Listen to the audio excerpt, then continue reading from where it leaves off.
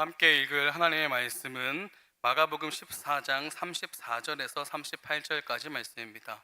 마가복음 14장 34절에서 38절까지 말씀, 우리 한 목소리로 읽어보도록 하겠습니다. 말씀하시되 내 마음이 심히 고민하여 죽게 되었으니 너희는 여기 머물러 깨어있으라 하시고, 조금 나아가사 땅에 엎드려 될 수 있는 대로 이때가 자기에게서 지나가기를 구하여 이르시되 아빠 아버지여, 아버지께는 모든 것이 가능하오니 이 잔을 내게서 옮기시옵소서. 그러나 나의 원대로 마시옵고 아버지의 원대로 하옵소서 하시고, 돌아오사 제자들이 자는 것을 보시고 베드로에게 말씀하시되 시몬아, 자느냐? 내가 1시간도 깨어 있을 수 없더냐? 시험에 들지 않게 깨어 있어 기도하라. 마음에는 원이로되 육신이 약하도다 하시고. 아멘. 하나님께서 우리 인류에게 주신 가장 큰 선물은 예수님 이 땅에 보내신 것입니다. 예수님 우리에게 주신 큰 선물은 우리 구원을 이루시고 하나님 보좌 우편에서 주 30년 5월 28일 마가요한 다락방에서 성령님이 오시도록 보내신 것입니다. 성령님 오셔서 지금도 우리와 함께 계십니다. 고린도전서 3장 16절에 너희가 하나님의 성전인 것과 하나님의 성령이 너희 속에 계심을 알지 못하느냐. 성령님이 예수님 있는 우리 속에 계십니다. 부활하신 예수님도 성령님과 함께 여러분 속에서 여러분과 함께 세상 끝날까지 땅 끝까지 함께 하십니다. 할렐루야. 성부 성자 성령 삼위 하나님께서 우리에게 주신 또 하나의 놀라운 선물, 그것은 기도 응답의 축복입니다. 누구든지 기도하면 응답해 주시고 병을 고쳐 주시고 문제를 해결해 주시고 꿈을 이루어 주시고 역사를 이루어 주십니다. 기도하면 다 됩니다. 우리의 신앙생활에서 기도만큼 중요한 것도 없고 기도보다 더 큰 축복도 없습니다. 왜요? 기도하면 하나님께서 반드시 역사하시기 때문입니다. 성령님 안에서 성령님으로 더불어 하나님께서 기쁘시게 들으시고 즐겁게 응답해 주시는 그러한 기도의 시간을 갖기를 바랍니다. 영육간에 꼭 필요한 것을 구하고 귀한 것을 구하고 큰 것을 구하고 많은 것을 구하여 여러분의 삶에 기도 응답의 간증이 넘치기를 주님의 이름으로 축원합니다. 이스라엘의 국부 야곱, 잔꾀가 많은 인간이지요. 그렇지만 하나님께서 못난 야곱을 편애하십니다. 하나님이 사랑하셔서 잘되게 하십니다. 형통하게 하십니다. 고난은 허락하십니다. 근데 20년 만에 거부가 되어서 이제 고향으로 돌아가는 길에 형 에서가 20년 전 가로챈 그 축복의 복수를 한다고 400명 군사를 거느리고 옵니다. 이제 생명을 빼앗기고 재산도 모든 것을 빼앗길 위기 앞에서 야복강 나루터에서 밤을 새워 기도합니다. 야곱이 밤을 새워 씨름한 사람은 하나님의 사자였습니다. 여러분, 사람이 신과 씨름하는데 이길 수가 없습니다. 그런데 야곱은 이겼습니다. 왜? 하나님께서 이기게 하셨습니다. 그래서 이름을 이스라엘, 하나님과 겨루어 이겼다. 여러분, 그렇게 우리가 하나님을 간절히 찾고 매달리면 이기게 하실 줄로 믿습니다. 이스라엘 백성이 애굽 종살이 할 때 그 고통으로 해서 부르짖었더니 기도했더니 하나님께서 아브라함과 맺은 언약을 기억하사 모세를 통해 430만에 출애굽하게 하십니다. 할렐루야. 기도하면 역사가 일어납니다. 홍해 바다가 가로놓였을 때에 하나님께 부르짖었더니 홍해 바다가 길을 열었습니다. 할렐루야. 하나님은 기도하면 응답해 주십니다. 엘리야가 기도할 때 하늘 문이 열리고 하늘에서 불이 내려왔습니다. 하나님은 살아 계십니다. 불임 여성 한나, 하나님 앞에 기도했더니 사무엘이라는 위대한 인물을 주셨습니다.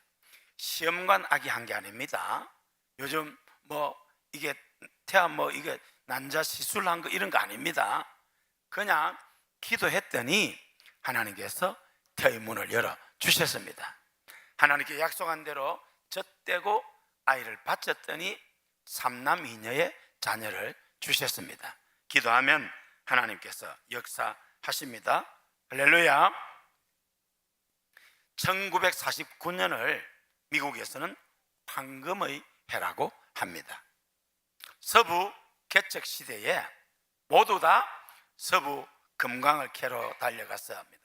그때 캘리포니아에 금맥이 발견되어서 금이 어마어마하게 나왔단 말이에요. 그래서 이게 1849년을 황금의 해라고 하는데, 그때 일확 천금의 꿈을 안고 이제 그 캘리포니아에 가서 광산을 한 사람이 있었습니다.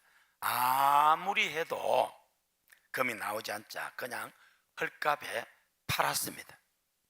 우리나라도 멕시코에 무슨 광산을 채굴한다고 해가지고 1조 수천억을 들어놓고는 타산이 없으니까 1달러에 팔았답니다. 그래서 이게 산업자원부에서 쉬쉬쉬 하다가 이번에 지금 들통나서 이게 지금 감사가 작정되는데, 이거 하여튼 밝혀야 될 것 같아요. 근데 이때도 일확천금을 꿈꾸면서 했는데 안 되니까 팔았습니다. 웬 젊은 사람이 꿈을 가지고 그 광산을 샀습니다. 1m를 파기 전에 금맥이 발견돼서 완전히 부자가 되었습니다.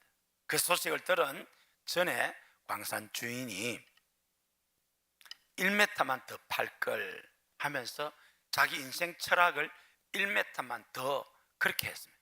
그래서 보험회사 영업사원이 되었습니다. 10번 찾아가고 50번 찾아가도 가입을 안 하면 포기하지 않고 1m만 더, 한 번만 더 해서 마침내 보험왕이 되었다고 합니다. 여러분들도 1m만 더 파시기를 바랍니다. 그러면 될 줄로 믿습니다. 기도도 1m만 더 하시기를 바랍니다. 여러분, 응답 올 때까지, 문제가 해결될 때까지, 병이 나을 때까지, 역사가 이루어질 때까지. 할렐루야. 누가복음 18장 억울한 과부와 재판장의 비유가 나옵니다. 하나님을 두려워하지 않고 사람을 무시하는 재판관, 여러분 이런 사람 절대로 가까이 하면 안 됩니다. 그런데 이 가난한 과부가 계속해서 1m만 더 찾아갔더니 응답해 주었습니다. 할렐루야. 기도의 자리에서 만날 수 있기를 바랍니다. 다니엘은 구약의 3대 의인입니다. 노아, 욥, 다니엘, 이 세 사람은 하나님께서 친히 어렵다고 인정한 사람들입니다. 그런데 다니엘은 그 삶의 원동력이 기도였습니다. 하나님을 향한 절대 믿음과 기도. 다니엘은 하루에 3번 작정하면서 기도했습니다. 다니엘 소년일 때 이스라엘 백성이 우상숭배, 불신앙, 불순종해서 이제 이스라엘 포로로 끌려가게 되었습니다. 다니엘이 끌려갈 때는 주전 605년입니다. 이스라엘 전역에서 천재 다니엘과 사드락, 메삭, 아벳느고 요 4소년을 끌고 갔습니다. 바벨론 제국이 정복한 모든 나라에 바벨론 제국 안에서 뛰어난 천재들을 모아서 왕 앞에 모셔서게 했습니다. 왕에 나가기 전에 훈련을 받아야 했고 왕이 주는 음식을 먹어야 됐는데, 왕이 주는 음식은 우상에게 제사를 드렸던 이스라엘 백성들이 먹을 수 없는 것이었습니다. 어린 소년 다니엘은 배고픔에도 불구하고 그 왕의 진미 고기를 거절하고 우상에게 드리지 않은 채소를 먹겠다고 합니다. 하나님께서 은혜를 베풀어 주셔서 환관장이 그것을 허락합니다. 할렐루야. 에스겔 선자는 다니엘을 묘사하기를 은총을 크게 받은 사람 다니엘아, 하나님의 은혜가 여러분에게 넘치기를 주의 이름으로 축원합니다. 우리 고현교회는 하나님의 은총이 가득한 교회입니다. 여러분과 여러분의 자녀가 하나님의 은총 듬뿍 받기를 예수님 이름으로 축원합니다. 열흘간 고기를 먹은 소년들과 채소를 먹은 사드락, 다니엘 그 세 친구들 비교했는데, 여러분, 채소만 먹은 다니엘과 그 친구들의 얼굴이 더 빛이 났습니다. 하나님께서 은총을 베풀었기 때문입니다. 그래서 계속해서 고기, 우상에게 드렸던 음식 먹지 않고 채식을 하면서 나갔습니다. 드디어 수련기간을 거쳐서 왕 앞에 섰습니다. 세계에서 몰려든 천재들보다도 다니엘이 10배나 더 학식이 뛰어났습니다. 하나님께서 은혜를 주셨기 때문입니다. 우리 자녀들에게 그러한 은혜가 있기를 주의 이름으로 축원합니다. 여러분에게도 그러한 은총이 있기를 주의 이름으로 축원합니다. 다니엘은 노예 소년인데 대제국의 최고위층이 되었습니다. 그때 바벨론 제국의 원주민들이 바벨론을, 다니엘을 시기했습니다. 그러면서 특별 조치 악법을 제정합니다. 여러분, 시, 군, 구, 도, 국회의원이 중요합니다.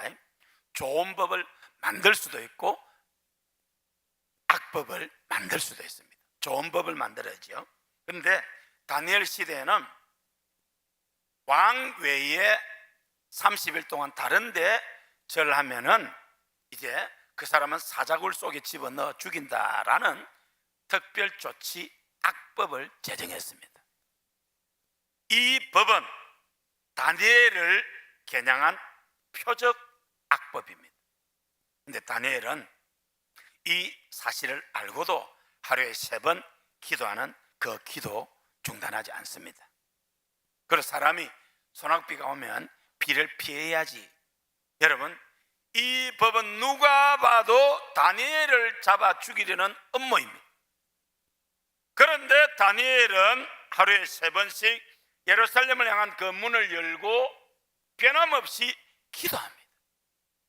이 법이 제정되었을 때에 사람들은 2가지로 나누었습니다. 이제 다니엘도 별 수 없이 기도를 안 할 것이다 라고 하는 사람이 있었는가 하면 아니다. 우리가 지금까지 다니엘을 하루 이틀 겪어봤나? 다니엘은 하나님 신앙은 결코 굽히지 않는다. 그래, 우리 내기하자 그랬을 겁니다. 그런데 아니나 다를까 다니엘은 변함없이 예루살렘을 향한 문을 열고 기도했습니다. 그것을 오늘로 치면은 카메라로, 영상으로 찍어서 바로 이제 다니엘을 사자굴 속에 집어 던졌습니다. 다니엘을 사자굴 속에 집어 던져놓고 다리오 왕은 자기가 명령한 이 법은 바꿀 수 없기 때문에 밤에 식음을 전폐하고 철화를 합니다. 사실은 하나님이시여 당신의 종 다니엘을 지켜주소서. 새벽같이 일어나서 사실은 하나님의 종 다니엘아, 네가 평생 섬기는 하나님이 너를 사자들에게서 구해 주었느냐? 왕이시여 만세수를 하옵소서. 하나님이 나를 살려주셨습니다. 나는 왕에게 해를 끼친 일을 한 적이 없습니다. 다리오 왕이 기뻐 다니엘을 건져 올리고 다니엘을 모함한 사람들 사자굴 속에 집어넣었을 때에 똑같은 사자들이 그들의 발이 떨어지기 전에 찢어 죽였습니다. 임마누엘, 하나님이 함께 하시는 사람과 그렇지 않은 사람의 차이입니다. 이 다니엘은 무려 136년을 살았습니다. 어마어마하게 살았죠. 하나님께서 뜻이 있어서 살려주신 줄로 믿습니다. 다니엘 하면 하루에 3번 작정하며 기도한 사람입니다. 또 다니엘이 예레미야 성경을 읽다가 하나님께서 이스라엘을 회복시킬 것이라는 말씀을 발견하고는 3주간 금식 기도를 합니다. 다니엘 기도. 다니엘 기도하면은 3주 하루 3번 금식기도 이렇게 말을 합니다. 다니엘은 죽음이 눈앞을 가리고 있는데도 기도했습니다. 전에 하던 대로 습관대로 창문을 열고 하루에 3번 기도했습니다. 이런 말이 있습니다. 생각은 행동을 낳고 행동은 습관을 낳고 습관은 인격을 낳는다라고 했습니다. 여러분, 사람이 착한 일 먼저 생각하고 착한 일을 합니다. 나쁜 짓 먼저 생각하고 나쁜 짓 합니다. 그래서 생각, 마음을 잘 지켜야 합니다. 무릇 지킬 만한 것보다 더욱 내 마음을 지켜라. 할렐루야. 기도가 습관이 되기를 바랍니다. 다니엘은 하나님을 향한 절대 믿음, 절대 기도로 나라를 살렸고 위대한 하나님의 사람이 되었습니다. 사랑하는 성도 여러분, 기도가 습관이 되고 여러분의 삶에 기도 응답의 간증이 넘치기를 우리 주님의 이름으로 축원합니다. 오늘 본문은 예수님의 겟세마네 동산에서의 기도입니다. 예수님은 요한복음 14, 5, 6장 다락방 강화에서 기도하면 응답해 주신다, 성령 보내준다, 성령 구하라, 2가지 명령, 2가지 약속을 하고 난 뒤에 그리고 이제 겟세마네 동산에서 기도하셨습니다. 그러면서 제자들에게 나와 함께 깨어있어 기도하자, 시험에 들지 않게 깨어있어 기도하자라고 이야기를 말씀하셨습니다. 여러분, 기도하면 시험을 이깁니다. 기도에 실패하면 영적 전쟁에서 실패합니다. 기도에 성공하면 인생에도 성공할 것입니다. 여러분, 지금 우리 교회는 무엇보다도 기도가 많이 필요합니다. 우리는 다음 주일에 제22회 예수사랑 축제를 합니다. 여러분, 전도가 쉬운 일이 아니잖아요. 근데 우리가 기도할 때 우리가 전도한 그 대상자들이 복음을 들으러 나올 줄로 믿습니다. 그리고 5월 3일 그 다음 주일에 우리는 권사님 30분, 안수사람 30분 뽑는 위한 공동의회를 합니다. 여러분, 하나님의 선한 직분을 사모해야 합니다. 교회의 일꾼들이 필요합니다. 근데 제가 보면 참 아쉬움이 있어요. 이렇게 중요한 일을 눈앞에 두고 있는데 너무 기도의 자리가 비어 있습니다. 여러분, 다음 주 전도주일뿐만 아니고 또 공동의회뿐만 아니고 금년에 우리 교회의 가장 중요한 기도 제목, 제15대 담임 목사님 청빙하는 일 아니겠습니까? 장로님들이 지금 수고를 하고 계시지만은 여러분, 우리가 기도할 때 하나님께서 예비한 귀한 주의 사자를 보내주실 줄로 믿습니다. 여러분, 제가 지난 연말에 기도하면서 하나님의 말씀을 받고 기도 응답 속에서 신학생 때부터 꿈꾸어오던 이 부흥운동과 순회 선교사를 위해서 결단을 하고 나왔거든요. 이게 제 마음대로 한 게 아니고 기도하고 응답 받은 것입니다. 할렐루야. 여러분, 우리 고현교회는 좋은 교회입니다. 굉장히 유명한 교회입니다. 우리 교단 2400여 교회에 알려져 있을 뿐만 아니라 대한민국 교회에 알려져 있습니다. 그리고 온 세계에 알려진 교회가 우리 고현교회고 박정곤 목사입니다. 온 세계 모든 교회가 다 아는 건 아닌데 선교와 또 여러 지도층에 있는 교회와 지도자들이 압니다. 이번 주간에 수요일입니까? 우리 신현지의 기독교회 총회를 했어요. 식사를 할 때 서영진 목사님이 제 옆에 앉았습니다. 신현교회. 작년인가 영국에 갔더랍니다. 영국에 와서 어느 목사님하고 만나는 가운데 거제도에서 왔다 하니까 고현교회 박정곤 목사님 아느냐고 자기 집에 와서 자고 갔다고 하더랍니다.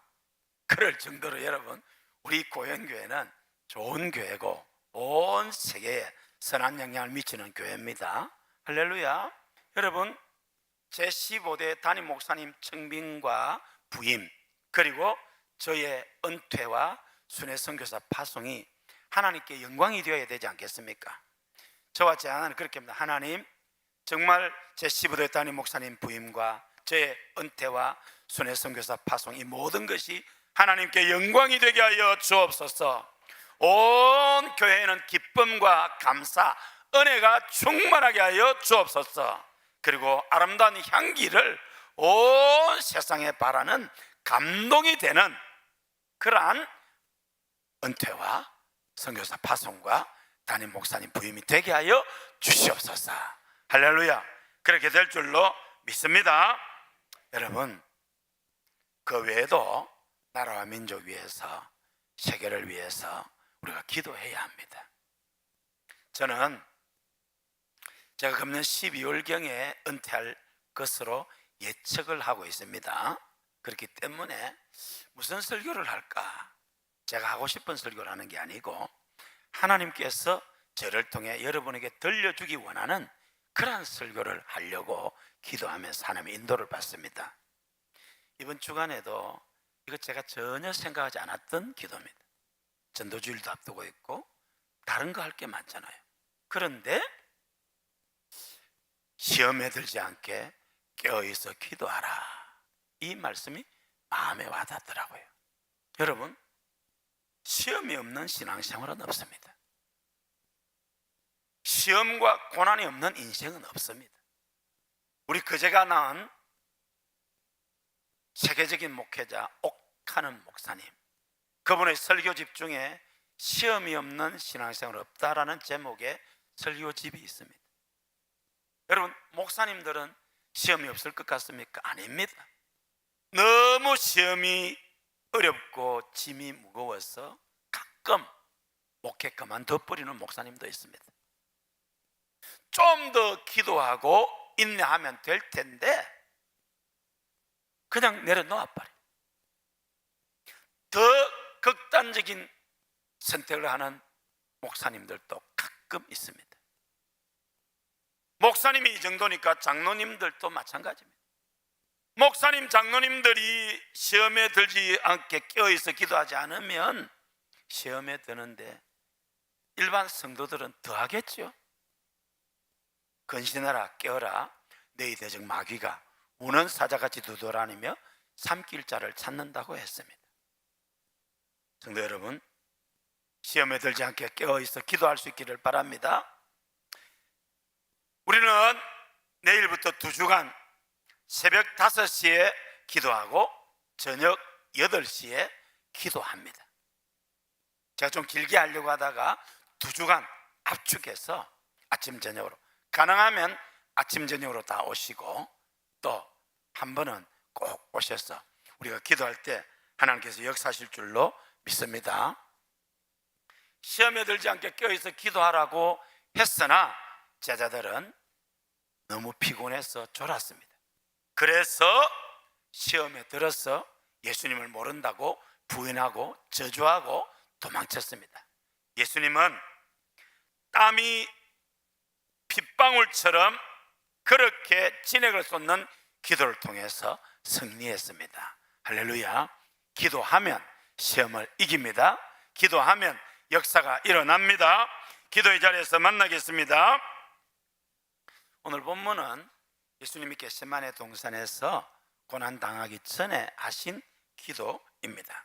첫째로 하나님의 자녀가 아버지께 대한 신앙 고백을 하고 있습니다. 아버지여, 아버지께는 모든 것이 가능하오니. 할렐루야. 여러분, 하나님께는 모든 것이 가능함을 믿습니까? 여러분, 하나님은 지금도 하나님이십니다. 그러므로 말씀 한마디면 모든 것이 가능합니다. 기도했는데 안 됩니까? 1m만 더 파세요. 그러면 반드시 될 줄로 믿습니다. 하나님 살아계십니다. 하나님 사랑의 하나님이십니다. 하나님 전능하십니다. 여러분, 끝까지 기도의 자리에서 만나기를 바랍니다. 두 번째로, 기도는 내 소원을 구체적으로 아뢰는 것입니다. 예수님 뭐라고 기도했습니까? 이 잔을 내게서 지나가게 하옵소서. 이 잔이 뭡니까? 십자가 고난입니다. 그런데 이 십자가는 예수님이 왜 이 땅에 오셨습니까? 십자가 고난 당하기 위해 오셨습니다. 그런데 이 십자가 지지 않게 해달라? 그러면 사명을 망각하잖아요.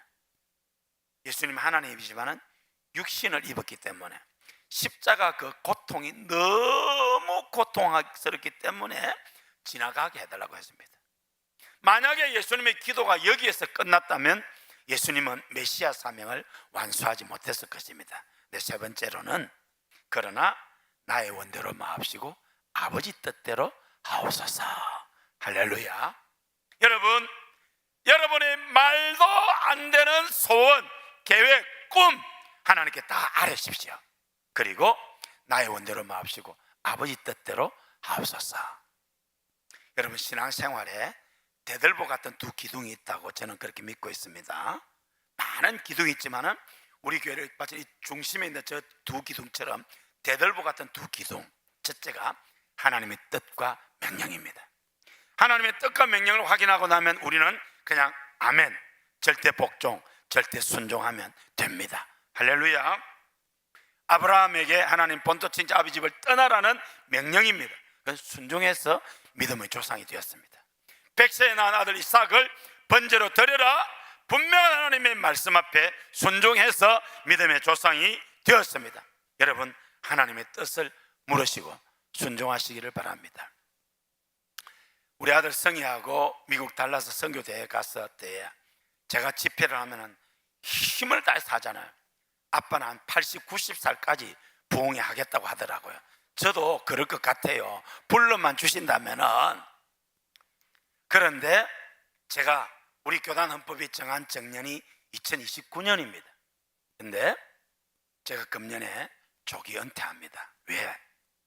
기도하는 가운데 하나님이 말씀하셨고 하나님의 뜻을 제가 확인했기 때문에 순종하며 신학생 때부터 꿈꿔왔던 영적 각성과 부흥운동을 위해, 또 제 별명이 무디입니다. 무디, D.L. 무디 아시죠? 19세기 세계적인 부흥사. 옛날부터 아마 그렇게 계획됐나 봐요. 제가 목소리도 크고 발음도 정확하고. 여러분 기도 잘하세요. 제 뒤에 오신 목사님이 목소리도 작고 발음도 정확 안 하면 상당히 고생하실 겁니다. 지금 얼마나 여러분이 행복한 예배를 드리는가를 아시고 감사하시기를 바랍니다. 제 말 다 알아듣잖아요. 무슨 말 하는지 모르는 거 없잖아요. 할렐루야. 이게 얼마나 고마운가 이제 나중에 알게 될 날이 올지도 모릅니다. 할렐루야. 하나님의 뜻이니까 제가 다 내려놓고 순종하며 지금 그 길 가는데 저와 제 아내는 지금 감사와 기쁨이 넘칩니다. 왜? 하나님이 어디로 보내실지, 무슨 일을 하실지 몰라요. 할렐루야. 하나님의 뜻을 물으시기 바랍니다. 가장 선하고 좋은 길로 인도하실 줄로 믿습니다. 어느 장로님 부부 소개하고 설교를 마치려고 합니다. 오남 삼녀 판남매를 둔 전라도 순천에 사는 가난한 그리스도인이 있었습니다. 하루 종일 일해도 자식들 뒷바라지하고 살기가 빠듯해서 새 옷 한 벌 사입지 못했는데, 그러면서도 우리 예수 믿는 사람 매일 기도로 하루를 시작해야 된다 해서 팔남매를 깨워서 새벽 예배를 드리고, 또 본인들은 교회당까지 걸어가서 새벽 기도를 합니다. 어느 추운 겨울에 개울을 건너다 그만 미끄러져서 붕덩 빠져버려져요. 그래서 몸이 꽁꽁 얼었는데도 옷을 갈아입고 새벽 기도 갔습니다. 그렇게 열심으로 신앙생활을 하니까 장로님이 되었습니다. 드디어 이제 이 장로님 차례가 되어서 대표 기도를 하게 되었는데 양복을 입지 않고 왔습니다. 그랬더니 담임 목사님이, 장로님 그래도 주일 대표 기도인데 양복을 입어야지요 하면서 다른 사람을 그렇게 했어요. 이 목사님 대단하죠. 제가 만약에 그랬으면 괜찮을까요? 어쨌든 이 장로님이 그것 가지고 목사님한테 이렇게 꼬레 나쁜 생각 안 하고, 하나님 우리 자식들은 이 가난에서 벗어나게 해주십시오. 간절히 기도하고 믿음으로 양육했습니다. 장남 김홍규 장로님은 순천 동부교회 장로님이고 순천 매산고등학교 교장 퇴임했습니다. 둘째 김병규 장로님은 서울 복음교회 장로이고 대령으로 전역하고 주식회사 명보 회장입니다. 삼남 김성균호 장안교회 장로고 주식회사 유성 TNS 회장입니다. 사남 김명규 장로는 인천 제1교회 장로고 제14대 5대 국회의원입니다. 오남 김성규 장로님은 법무부 장관 국정원장을 여기만 보냅니다. 다섯 아들이 다 기도한 대로 장로가 되었고 세 딸은 다 권사로 섬겼습니다.